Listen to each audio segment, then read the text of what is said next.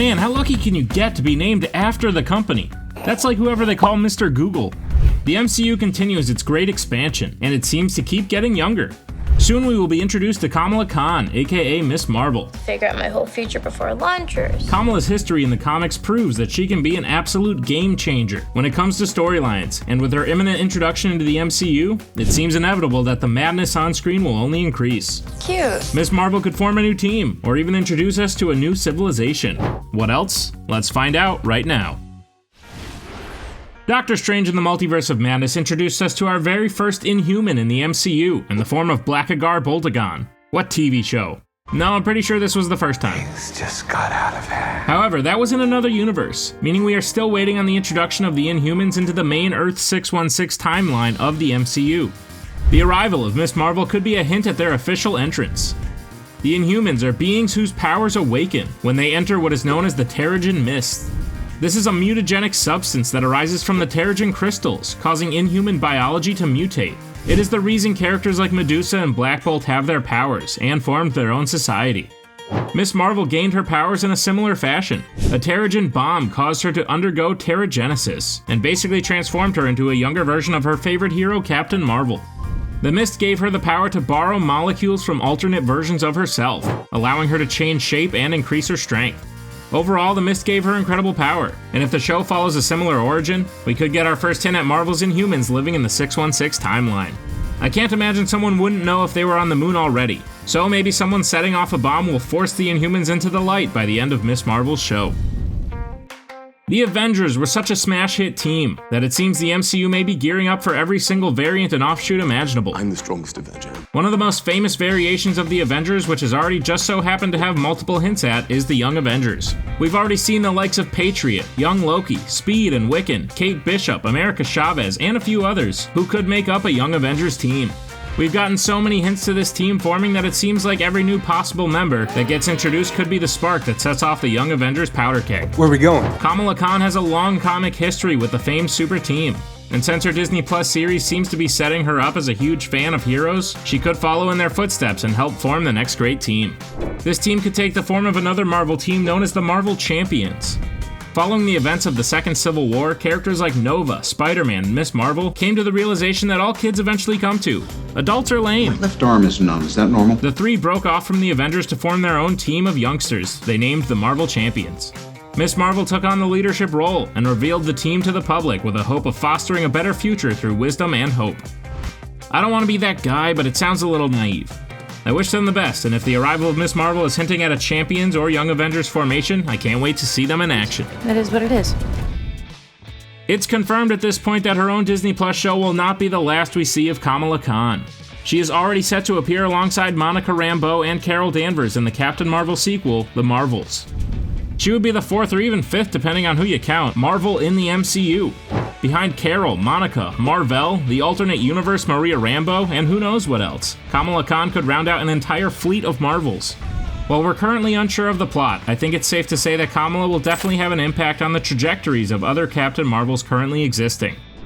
Carol Danvers, for example, has not had a large amount of things to do on screen in the current time period of the MCU. Maybe later. Having an underling like Kamala Khan to try and follow in her footsteps could propel her to being the leader she is in the comics, but has not had the opportunity to show yet. When Peter Parker entered the life of Tony Stark, Tony changed and took on a whole new sense of responsibility. It was Peter's absence that convinced Tony to time travel and save the world. We could definitely see Kamala have this sort of impact on Carol. This is especially true when you think of the current tension between Monica and Carol. I don't know what caused it, but Carol could see taking Kamala under her wing as a second chance to correct wherever she went wrong with Monica. I think these three characters in particular will form a pretty central group to the MCU going forward. You know, it's been about 6 years since a good old-fashioned civil war occurred in the MCU. Hey everyone. And in the comics, Miss Marvel and her hero Captain Marvel played quite a large role in the second one. We've already seen a fantastic adaptation of the first, Iron Man vs. Captain America. Now I think it's time we get the second, where two factions of heroes, one led by Iron Man again, and one by Captain Marvel, gets adapted as well. Obviously, we would have to replace Iron Man with Rhodey or something, but this could definitely work. In the comics, an Inhuman by the name of Ulysses Kane is introduced, and he has the power to see the future. So, Carol Danvers, who had clearly never seen my favorite Steven Spielberg Tom Cruise movie, decided it would be a good idea to use his power and stop crimes before they happen. Carol recruits Miss Marvel to be on her team and deal with these threats before they occur. Before her very eyes, she sees Bruce Banner killed and a friend of hers imprisoned, having done nothing wrong. With all the meddling and time the Avengers have done in the MCU so far, characters could easily use their new multiversal knowledge to make a tool capable of predicting this kind of future. This idea of being guilty before committing the action could drive a stake between Miss Marvel and her idol. This would be a shifting point in the Civil War, as Carol began to lose support with the exit of Kamala. All I know is the pieces are set in place, and Civil War 2 could be right around the corner, with Miss Marvel caught directly in the middle. With the rise of young superheroes in the MCU, so rises the level of danger. All of that power existing in such young and in many cases naive bodies will sometimes lead to trouble, despite how good their intentions are. In the comics, Miss Marvel was involved in an incident that made the government take notice of this fact. When an evil corporation's Asgardian dragon attacked an environmentalist, Miss Marvel called in the super team of young heroes, the Champions. Together they fought off the dragon, but during the fight, Viv, the android daughter of Vision and member of the team, malfunctioned and exploded, destroying Kamala's entire school, killing several and injuring several others. Miss Marvel wound up in a coma herself, and during her absence, the government passed the Underage Superhuman Welfare Act, nicknamed Kamala's Law. This law essentially made it illegal to practice superhero vigilantism under the age of 21, unless accompanied and supervised by a superhuman adult. This obviously did not fly with Kamala upon her waking up, and she began operating under the radar, attempting to get her fellow young heroes to do the same. This is a very similar path that Captain America took during the first Civil War and the Superhuman Registration Act, meaning that it will obviously lead to some conflict. With the introduction of so many young heroes, I think it's only a matter of time before the MCU government does what they usually do and mess things up. The Nega Bands were very powerful weapons, originally gifted to Mar-Vell by the Kree Supreme Intelligence.